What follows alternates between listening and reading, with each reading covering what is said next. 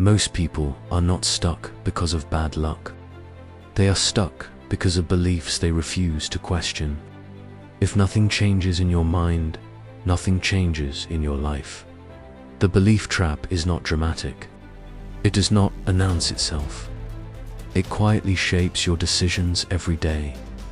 You say you want better results, but your actions follow old assumptions. You believe you are bad with money, so you avoid learning about it. You believe you are not disciplined, so you never practice discipline. You believe successful people are different from you, so you never compete. The pattern repeats because the belief never changes. Most people inherit their beliefs without inspection. They absorb them from parents, friends, school, and early failures. A child struggles with math once and decides he is not smart. A teenager gets rejected and decides she is not attractive. An employee gets overlooked and decides hard work does not matter. These conclusions feel permanent, but they were formed in emotional moments, not rational analysis.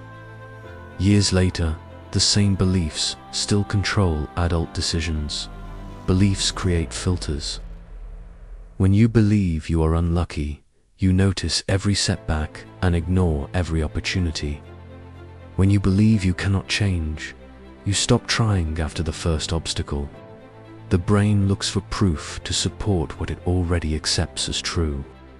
That is why two people can face the same situation and respond differently. One sees a challenge, the other sees confirmation of failure. Staying stuck is familiar. Familiar feels safe. Even if the results are disappointing, they are predictable. Changing a belief requires discomfort.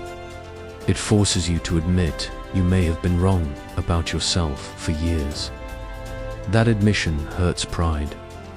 It challenges identity. Many people would rather protect their identity than improve their results. Responsibility is the breaking point. As long as you blame the economy, your boss, your partner, or your past, you protect your belief system. Blame allows you to avoid action. Personal accountability removes that escape. If your results are a reflection of your standards and habits, then improvement becomes your duty. That realization is uncomfortable, but it is powerful. Patterns continue because they are practiced daily.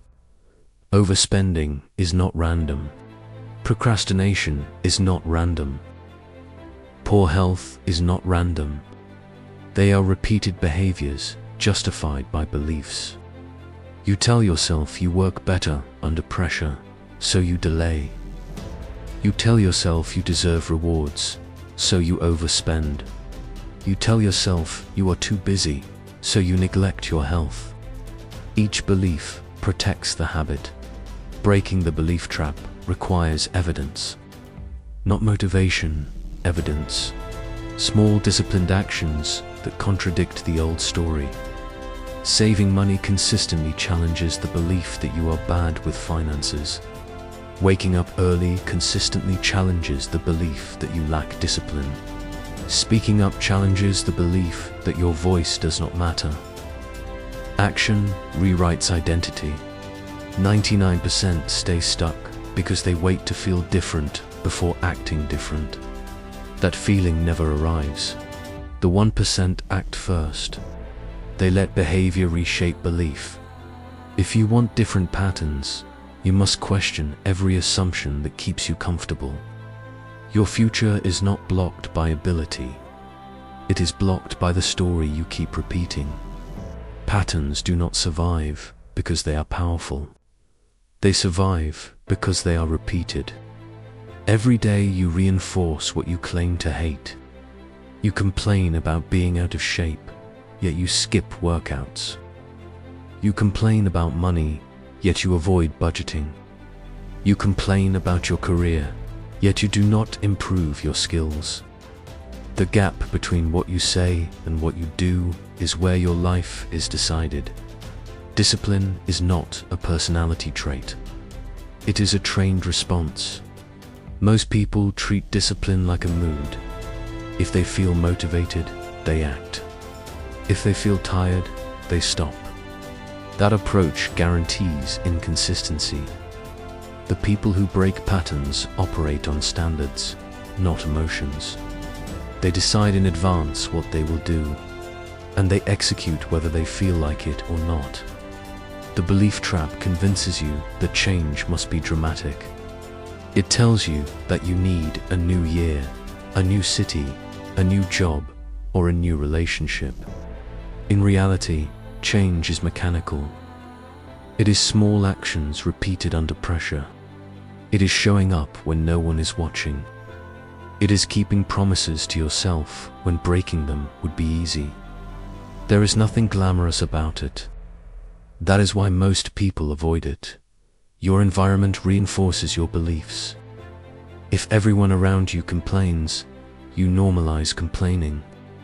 If your friends overspend, you normalize debt. If your co-workers avoid responsibility, you normalize mediocrity. Environment does not remove responsibility, but it increases friction.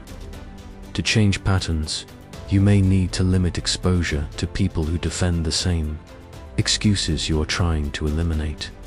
Excuses are mental insurance policies. They protect you from feeling inadequate.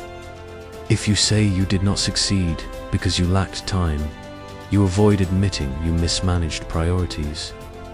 If you say you failed because you lacked talent, you avoid admitting you did not practice enough. Excuses feel comforting in the moment, but they extend your frustration long term. Breaking the belief trap requires structure. You need measurable standards, clear wake-up times, clear spending limits, clear workout schedules, clear learning goals. Vague intentions produce vague results. Specific commitments create accountability. When your behavior is tracked, your illusions disappear. Numbers do not care about your feelings. You must also accept delayed gratification. Most destructive patterns offer immediate comfort. Fast food tastes good now. Scrolling feels good now. Skipping effort feels good now. Discipline feels uncomfortable now, but rewarding later. The mature mind prioritizes later over now. That shift alone separates those who stay stuck from those who progress. Failure will still occur. You will miss days. You will make mistakes. The difference is response time. The majority quit after one slip because it confirms their negative belief. The disciplined individual corrects immediately.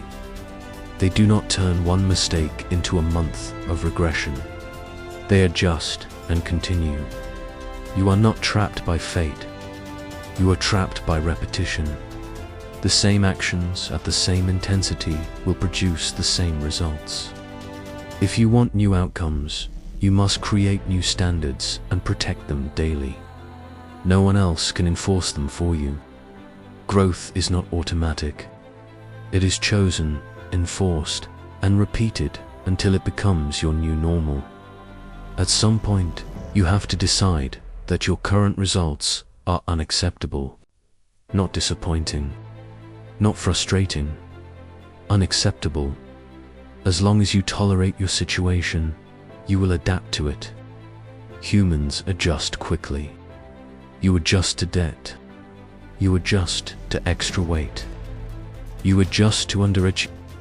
What you tolerate becomes your standard. Raising your standard is not about positive thinking. It is about deciding that certain behaviors are no longer allowed in your life. Not because they are dramatic, but because they are costly. Late nights without purpose cost productivity. Impulse spending costs freedom. Avoiding hard conversations costs respect. When you calculate the long-term cost of your habits, tolerance becomes harder. The belief trap weakens when you gather proof of competence. Competence builds confidence. Confidence replaces doubt. The process is practical. You choose one area. You set one measurable target. You track it daily. You improve it weekly. Over time, the identity shifts. You stop saying, "I am trying to be disciplined." You start saying, "I am disciplined." The statement becomes accurate because your behavior supports it. There is no shortcut around discomfort. Growth requires friction.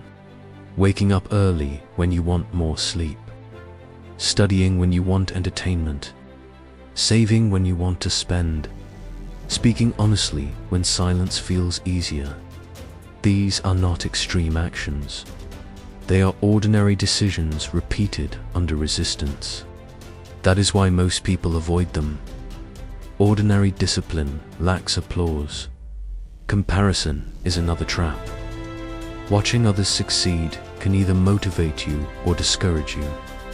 If you use it as proof that success is possible, it pushes you forward. If you use it as proof that you are behind, it freezes you. The productive response is simple. Study what works and apply it. Stop measuring worth. Start measuring effort. You also need internal accountability. External pressure helps at the beginning, but it cannot sustain long-term change. Eventually, no one is watching. No one is reminding you. No one is checking your progress. At that point, your character determines your outcome. Character is built in private. It is built when you follow through without supervision. Your language matters. If you constantly say, "I can't," you close options. Replace it with, "I haven't yet." That shift keeps responsibility on you. It implies effort is still required. It removes finality. Words influence focus. Focus influences action. Action influences results. The chain is simple. The majority remain stuck because they negotiate with themselves daily. They lower targets. They excuse delays. They postpone improvement. The minority decide once and defend that decision. They do not argue with their schedule every morning. They execute it. This is not about becoming someone else. It is about removing what weakens you. Remove excuses. Remove vague goals. Remove environments that support stagnation. Replace them with structure, clarity, and repetition. Over time, your patterns will reflect your new standards. You are not destined to repeat the same year forever, but you will if you protect the beliefs that created it. Challenge them. Replace them. Reinforce new ones with action. Your life will change when your standards change, and not before.